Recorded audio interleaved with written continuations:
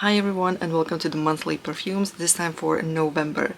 So outside at the moment it is cold, it's dark, it's rainy, so I'm bringing out all my sweet perfumes. I have missed them very much over the summer, but it is the season of the sweet perfumes. I have 12 over here, so let's just dive in. Starting in with Jennifer Lopez Promise. So this is a fruity sweet perfume. It really reminds me of Juicy Couture, very similar. It's sweet yet refreshing as well, but it's very sort of girly and flirty, I feel like. I really love the scent profile. Sweet, fruity perfumes, juicy couture type of perfumes are what I really love. And I have quite a big dent in this perfume as well, as you can see. This is my pretty much easy reach of the month. If I'm at home and I want to spray something, I usually will pick this one up actually, which explains the dent as well. The price of this bad boy is also pretty friendly. I would think you can pick up a bottle for 20, 30, maybe 40 pounds at max. And yeah, so far I feel like this is almost my favorite of the month, at least for the halfway point. Continuing on with the celebrity perfumes, we have Miss Mariah Carey, and this is M. As you can see, I've had my bottle for a while. The liquid used to be see-through, it's now very sort of deep amber. And I have a decent dent as well. This is a 100 milliliter 3-ounce bottle. And this to me is quite a feminine, womanly perfume. It has like a creamy powderiness and it has the C note, so you can sort of feel the saltiness of it as well. It's quite an unusual celebrity scent, but it's very pleasant, very nice.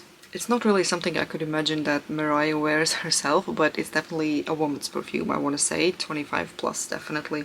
This was super popular at the time when I started to watch YouTube, maybe about 5 years ago. A lot of people were talking about this and I'm very happy about that because I do love this perfume. It's not very sweet, I would say it has like a tad bit of sweetness. It's more sort of cozy, I feel like, calming, relaxing. Like you can't be wearing this perfume and be stressed out. You have to be calm, cool, calm and collected. And it's another cheapie, so can't go wrong with that.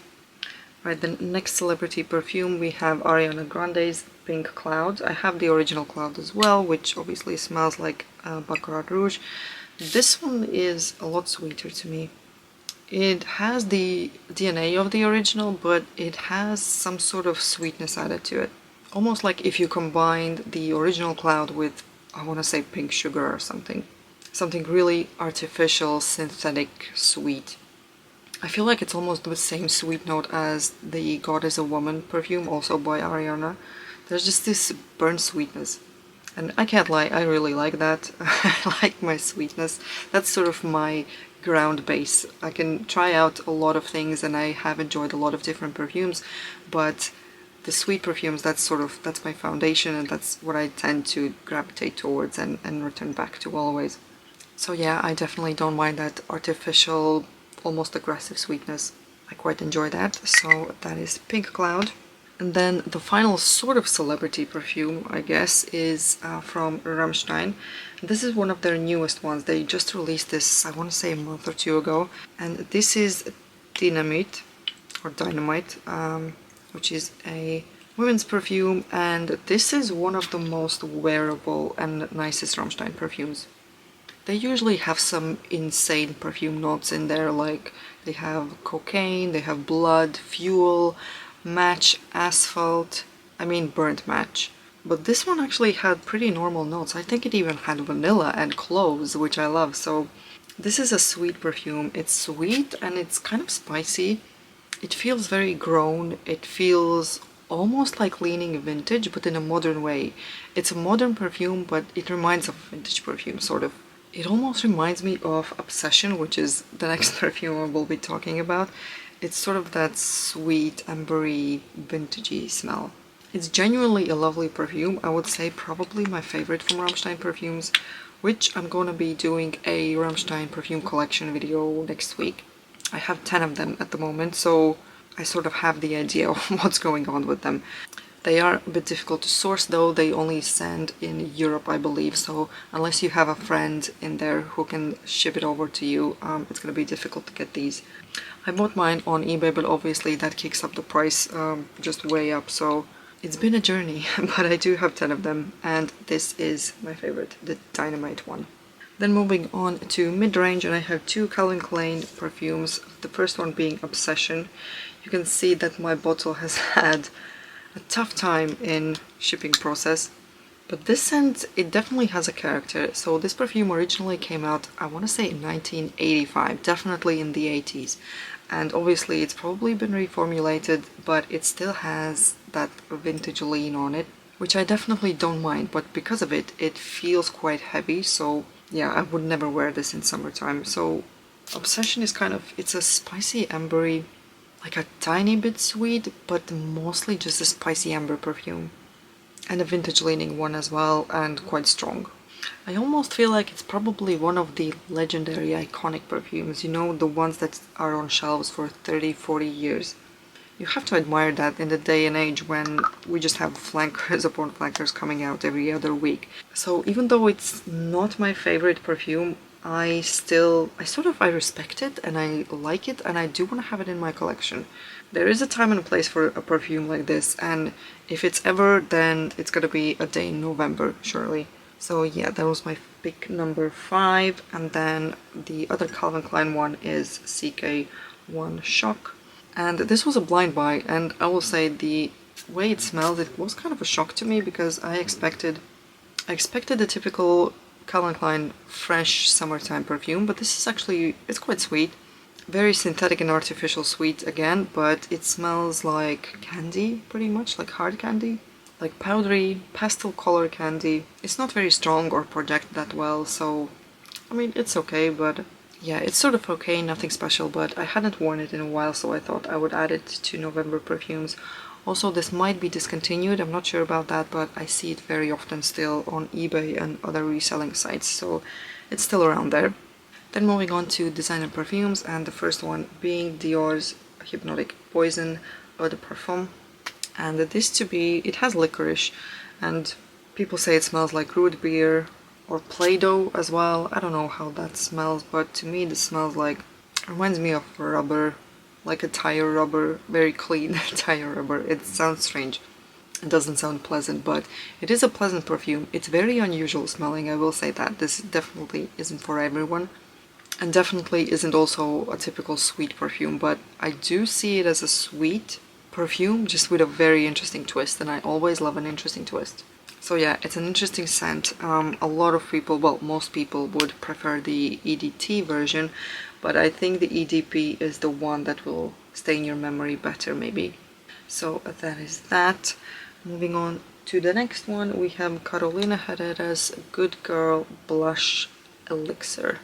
So the original Good Girl blush is sort of it smells what it looks like, a light pink, powdery, girly, beautiful for springtime.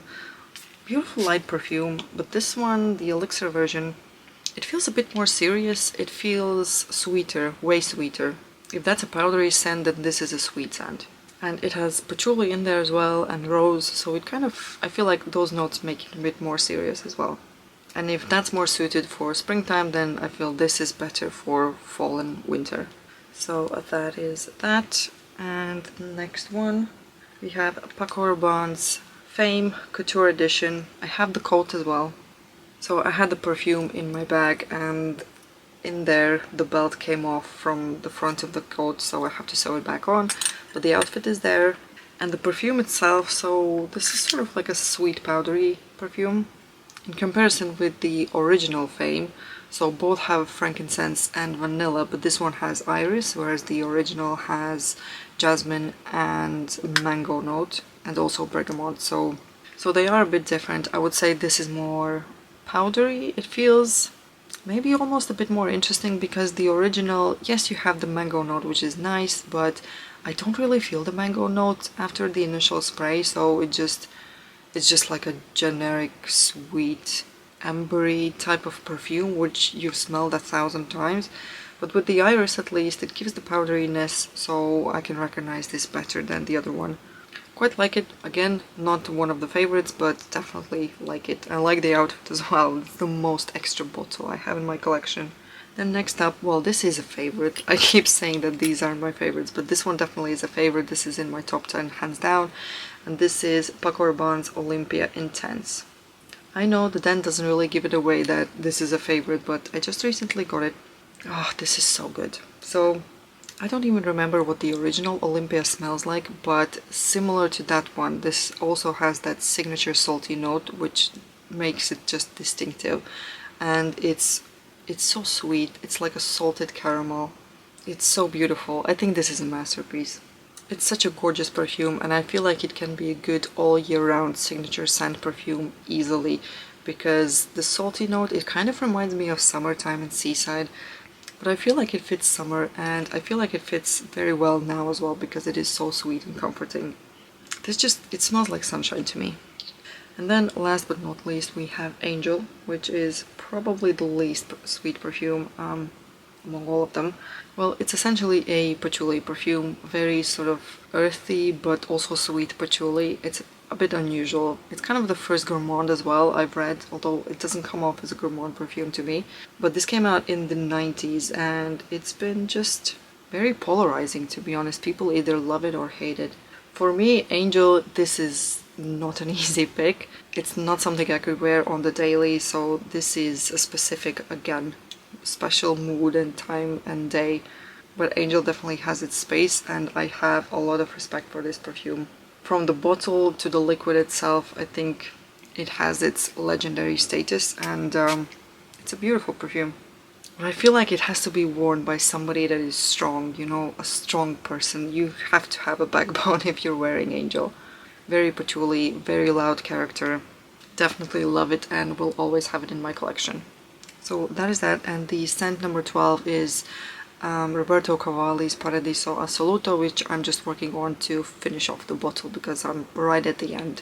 So I would ideally want to finish it this year, but I'll see how it goes. But that's the perfumes for November. Thank you for watching, and I will see you in my next one. Bye!